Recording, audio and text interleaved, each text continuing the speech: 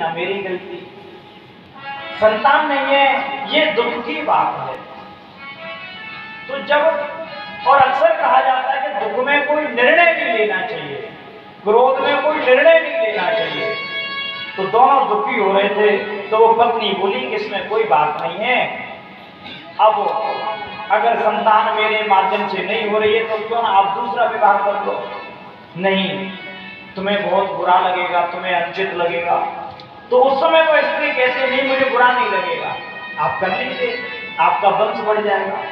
तो महाराज दोनों ने सलाह सम्मति करके विवाह कर लिया दूसरा। पहले तो वचन दिया कि हाँ मैं तेरे साथ जो प्रेम है वही रहेगा, लेकिन जब दूसरी स्त्री से विवाह किया तो भगवान की ऐसी कृपा हुई कि दूसरी के महाराज पुत्र हो गया। अब जब पुत्र हुआ तो पहली पत्नी से प्रेम कम हो गया। अब जैसे प्रेम कम हुआ तो जो पहली पत्नी थी उससे ये देखा नहीं गया।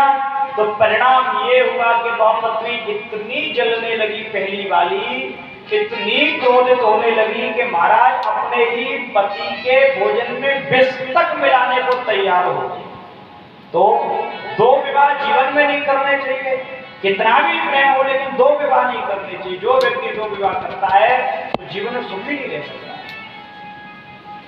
लेकिन यहाँ तो राजा ने गलती कर दी, दोनों विवाह कर लिए।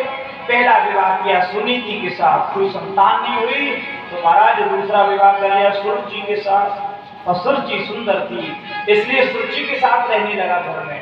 सुनीति को राजभवन से निकाल दिया।